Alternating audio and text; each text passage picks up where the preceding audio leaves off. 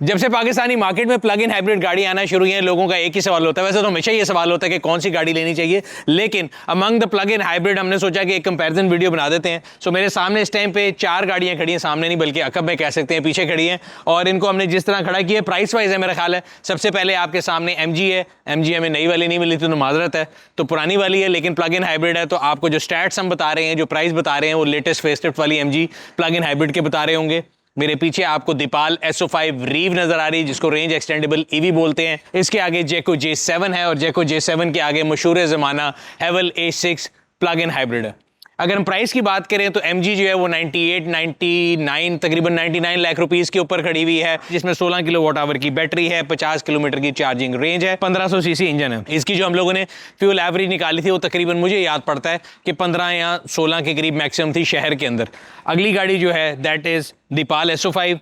इस पूरी अगर हम लीग की बात करें तो इनमें सबसे ज़्यादा अगर हम किसी को वो दे रहे हो ना मेडल्स देने का हमारे लोगों को भी शौक है, तो प्योर इलेक्ट्रिक रेंज में सबसे ज़्यादा चलने वाली गाड़ी दीपाल SO5 है। कंपनी क्लेम करती है 210 किलोमीटर ऑन NEDC चले, एक लीनियंट वो है। अगर आप प्रैक्टिकल देखें जो कि EP है, तो उस पर ये 150 किलोमीटर प्योर इलेक्ट्रिक पे चलती है, और हमने इसको चला के भी देखा है। सो प्योर इलेक्ट्रिक रेंज में सबसे जो है ना ज़्यादा रेंज चलने का क्राउन अगर हम देंगे out of all this 4 is Deepal SO5, primarily because it's a range extendable EV या रीव है, और इसके अंदर जो इंजन है वो आपके लिए एक जनरेटर का काम करता है। ये भी रीजन हो सकती है। प्लस जनरली अगर हम एफिशिएंसी वाइज देखें तो इलेक्ट्रिक में सबसे ज्यादा एफिशिएंसी इसकी है, और इसकी प्राइस है 1 करोड़ रुपए। इसकी जो बैटरी पैक है दैट इज 27.28 किलोवाट आवर्स की बैटरी है, 45 लीटर का इसके अंदर टैंक है। इसकी फ्यूल कैपेसिटी और लॉन्ग पे और शॉर्ट पे दोनों के लिए हम लोगों ने इसका एक्सपर्ट रिव्यू कर दिया है, आप देख सकते हैं। बट ऑन एवरेज अगर हम शहर में निकालें तो इसकी एवरेज तकरीबन 24-25 मिल जाती है, और हाईवे के ऊपर 16-17 मिल जाती है,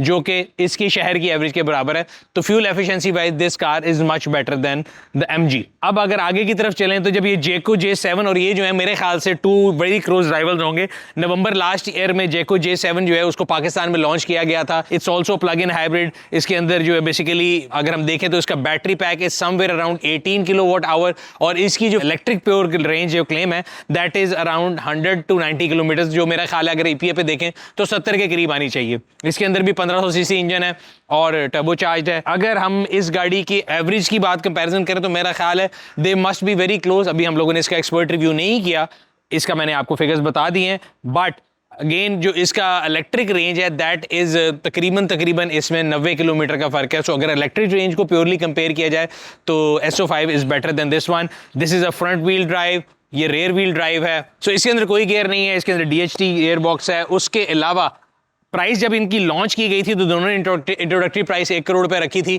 दीपाल अभी तक 1 करोड़ पे स्टक किए हुए है। जेको J7 की प्राइस जो है वो बढ़ के 1 करोड़ 5 लाख हो चुकी है, जिसकी वजह से बहुत से लोग जिन्होंने इनिशियली खुद चलाने के लिए बुक कराई थी वो इसको मार्केट में बेच रहे हैं। पार्क व्हील्स पे अगर आप देखना चाहें तो काफ़ी गाड़ियाँ ऑलरेडी लिस्टेड हैं। कोई भी यूज गाड़ी आपने वैसे लेनी हो तो बेहतरीन जगह आपको पता जाने की पार्क व्हील्स है। तो 105 पे ये आ गई। इसके बाद आगे चलते हैं H6 HEV, जो कि साइज में भी सबसे बड़ी है, इसकी प्राइस वाइज भी सबसे बड़ी है, और अभी तक अगर देखा जाए तो पाकिस्तानी मार्केट में मेरा ख्याल है सबसे ज्यादा अगर ब्रांड वैल्यू वाइज भी इनको कंपेयर करेंगे तो I think it will be the number 1 हेवल H6 PHEV। और ये इसका फेसलिफ्ट है। PHEV जब आई थी तो फेसलिफ्ट ही था, और इस गाड़ी की जो प्राइस है वो 1 करोड़ 28 लाख रुपए है। सो इसका जो बैटरी पैक है वो 19 पॉइंट समथिंग किलोवाट आवर की इसके अंदर बैटरी है। कंपनी क्लेम करती है कि ये 100 किलोमीटर चलेगी ऑन प्योर इलेक्ट्रिक। हमने इस को चला के देखा था, मेरा ख्याल है ये 70 किलोमीटर प्योर इलेक्ट्रिक पे चलती है। सो अगर हम प्योर इलेक्ट्रिक रेंज कंपेयर करें, सबसे पहले MG आएगी, सबसे अगर मिनिमम में देखें 50 किलोमीटर, इसकी प्योर इलेक्ट्रिक तकरीबन बराबर होगी 70 किलोमीटर, और उसकी प्योर इलेक्ट्रिक 150 किलोमीटर है। So as far as the urban mobility is concern, I think जो मैंने आपको बताया था नंबर 1 जो आएगी मोबिलिटी वाइज या कॉस्ट वाइज वो ये आएगी, जिसका नाम है दीपाल SO5। अब आ जाते हैं एक और चीज़, कई लोग जो है वो गाड़ियां खाली एफिशिएंसी के लिए लेते हैं। प्लग इन हाइब्रिड्स हो गई, हाइब्रिड्स हो गई, उसमें कई लोग होते हैं जो स्पीड बफ्स होते हैं, जिनको शौक होता है कि किस गाड़ी के 0 to 100 सबसे ज़्यादा है। उससे पहले कई ऐसे लोग जो खाली ब्रोशर पढ़ के गाड़ियों के रिव्यू करते हैं, उनके लिए मैं बता दूं तो आप सबके सामने इनके जो है ना चल रहे होंगे कि किस गाड़ी का कितना हॉर्स पावर है, कितने टॉर्क है, बट ये नंबर बड़े मिसलीडिंग से होते हैं। बिकॉज अगर हम हॉर्स पावर की बात करेंगे तो जेको जो है वो इससे भी और इससे भी तेज़ है, इसके टॉर्क में भी तेज़ है, बट 0 to 100 में जो है ना ये थोड़ा पीछे रह जाती है। सो अगर आपको स्पीड का शौक है और आप जो है गाड़ी इसलिए ले रहे हैं कि उसमें कितनी ज़्यादा किक है, तो फिर don't get disturb by the number, या जो आपको मिसलीड कर रहे हैं जो हॉर्स और टॉर्क पावर के फिगर है उससे ना करें। अब बात कर लेते हैं जो इन दोनों का मेन डिफरेंस है। सो प्लग इन हाइब्रिड एंड रीव का डिफरेंस क्या है? रीव होती है range extendable EV, plug in hybrid होती है एक गाड़ी जिसके अंदर आप हाइब्रिड के जो बेसिकली हाइब्रिड है और आप उसको प्लग इन चार्ज कर लेते हैं। डिफरेंस क्या है? इसके जो व्हील हैं उनको हमेशा प्रोपेल करती है इसकी बैटरी।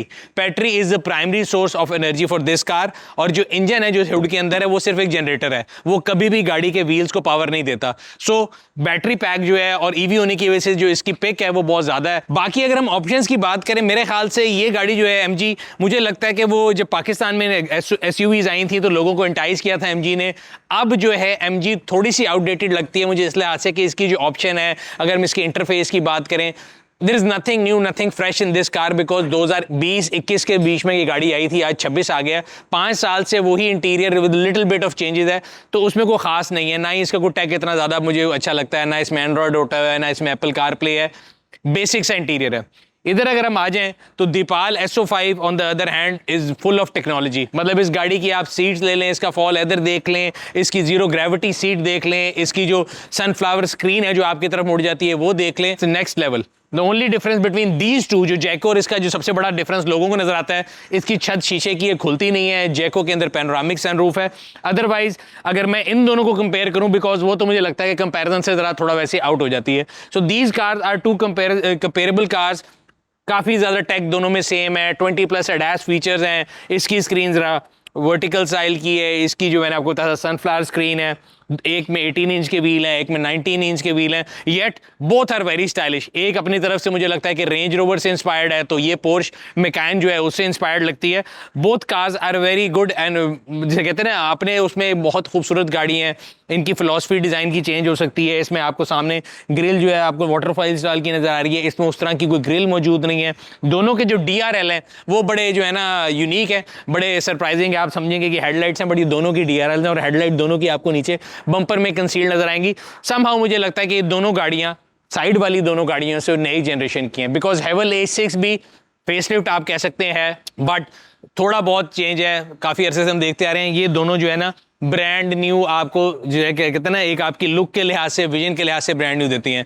दूसरी चीज़, एक गाड़ी जो कि पहले पेट्रोल प्लेटफॉर्म पे बनी हो, चाहे वो MG हो या हेवल A6 हो, फिर उसको रेट्रोफिट करके आप HEV बनाएं, फिर PHEV बनाएं, तो उसका जो सस्पेंशन और उसकी ड्राइव की वो फील नहीं आती जो कि EV ओनली प्लेटफॉर्म में आती है। And here it is, this is Deepal जो है ये चंगान का EV ओनली प्लेटफॉर्म है। इसको EV ही के लिए बनाया गया था। इसकी फ्लेक्सिबिलिटी, इसका व्हील बेस, इसकी ड्राइविंग को, I have driven all these cars, so मैं आपको बड़ा सेफली कह सकता हूँ सबसे स्मूथ, सबसे कंफर्टेबल ड्राइव इस गाड़ी की है। रीजन बीइंग इसका जो प्लेटफॉर्म है, वो उसका जो चेसी है, this is all AV। Again कई लोग कहते हैं कि जी मैं वो गाड़ी ले लूँ तो उसमें इतने पैसे आ जाए। मेरा पॉइंट ये होता है कि ठीक है, हेवल A6 भी बहुत अच्छी गाड़ी है, जहाँ पे आपने 1,28,00,000 रुपए में एक गाड़ी लेनी है जो कि 4.4 सेकंड है और उसमें 100 किलोमीटर की रेंज है, और आप पेट्रोल बचाने के लिए ले रहे हैं, तो वहाँ पे आप तकरीबन 28 लाख रुपए या 25 लाख रुपए बचा सकते हैं, एक ऑल्टो साथ निकाल सकते हैं और फिर भी पेट्रोल बचा सकते हैं। चॉइस आपकी अपनी होती है, बट मकसद ये है कि इन सबको हम उस तरह आपको कैटेगरी वाइज बता दें। अब इंपॉर्टेंट चीज़ जो है साइज़ की भी आ जाती है। ये दोनों गाड़ियाँ तकरीबन एक साइज़ की हैं, MG थोड़ी सी छोटी है इनसे, हेवल H6 का साइज इज मच बिगर। अगर आप देखें तो आपको वीडियो में भी उसके जो करैक्टर है वो नज़र आ रहा होगा, बड़ा है। सो इन तीनों के अंदर जो तकरीबन, अगर मैं इस तरफ बात करूं, 1 करोड़ 1,05,00,000 के अंदर अगर ब्रेन यूज़ करना हो तो हम इन दो में तो कंपैरिजन ब्रेन कर सकते हैं। MG I think is outdated one in a way कि उसकी फ्यूल एवरेज, जो उसकी इलेक्ट्रिक रेंज है वो भी हाफ है, वो इससे भी नीचे है। वो 50 पे है, ये 70 पे है, वो 150 पे है, ये भी 70 के करीब है। सो वो इलेक्ट्रिक रेंज के लिहाज से निकल जाती है। प्राइस यस उसका पहले एक पॉजिटिव पॉइंट था, बट अब प्राइस का जो बेनिफिट था मेरा ख्याल है वो भी खत्म हो गया है। इस गाड़ी के महंगे होने में एक और चीज़ बड़ी इंपॉर्टेंट है, मुझे एकदम याद आया कि ये तीनों जो है 2 व्हील हैं, वो रेयर व्हील है, वो भी फ्रंट व्हील है, वो भी फ्रंट व्हील है। This is an all wheel drive HI4। इसके अंदर इतने ज़्यादा मोड हैं। सो अगर साजगार इस प्राइस से compete करना चाहता है तो I think if they can launch a 2 wheel variant in this H6 plug in hybrid, तो उसकी प्राइस इससे थोड़ी कंपैटिटिव हो सकती है। अदरवाइज मुझे लगता है कि प्राइस कंपैटिटिवनेस वाइज अगर आप ब्रैकेट के लिहाज से देखेंगे तो this is a premium segment. मैं ये नहीं कह रहा कि इसका कस्टमर छोड़ के उधर चला जाएगा, लेकिन वो कस्टमर जो कि प्राइस के ऊपर कॉन्शियस है, जो पेट्रोल बचाना चाहता है और 10 मिलियन का जो बैरियर होता है ना उसके अंदर वो रहना चाहता है, तो मेरे ख्याल से इन तीनों में से वो चॉइस करेगा। और इन तीनों में से भी मुझे ये लगता है कि जो मेजर जंग होगी वो SO5 एंड जैको J7 के दरमियान होगी। मैंने अभी SO5 का एक्सपर्ट रिव्यू कर लिया है, जैको J7 का जब एक्सपर्ट रिव्यू कर लूंगा तो फिर इन दोनों गाड़ियों का हेड टू हेड कंपैरिजन आप लोगों के लिए जरूर बनाऊंगा। सो एट द एंड एक और चीज बड़ी इंपॉर्टेंट है, आप जो मर्जी गाड़ी ले रहे हो आपको पता होगा कि आप स्पीड बफ हैं, आप पेट्रोल बचाना चाहते हैं, आपको किस गाड़ी की स्टाइलिंग ज्यादा अच्छी लगती है। मैं हमेशा दो बातें करता हूं कि आपने ये जरूर देखना है कि आप गाड़ी जिससे भी ले रहे हैं उसका लोकल ग्रुप कौन है, वो कितना सीरियस है, और उसका अंदाजा आप इससे लगा सकते हैं कि उसका डीलरशिप नेटवर्क जो है वो कितना है पाकिस्तान में। अगर हम डीलरशिप नेटवर्क की बात करें तो सबसे बड़ा नेटवर्क अभी अगर इस लिस्ट में हम देखें तो मेरा ख्याल है हेवल की 22 डीलरशिप एक्टिव हैं। नंबर 2 पे आपके पास दीपाल और इनका टाई है, इनकी भी 20 एक्टिव हैं, उनकी भी 20 हैं, इनकी 5 ऑन वे हैं। जल्द वो कह रहे हैं कि जी हमारे पास 25 हो जाएंगी जो हमारे ईवी प्लेटफॉर्म को जो करेंगी, बिकॉज इनको फायदा ये है कि मास्टर मोटर चंगान की जितनी डीलरशिप हैं उनको ये इनेबल किए जा रहे हैं। और सबसे कम जेको की हैं 10 हैं, बिकॉज ये सबसे एंड में आए हैं। बट जेको के पीछे निशाद ग्रुप खड़ा है जो कि इससे पहले होंडाई पाकिस्तान में लेके आ चुका है। सो आई थिंक उस लिहाज से जो है ना यूजर का कॉन्फिडेंस प्रोडक्ट के अंदर मौजूद है।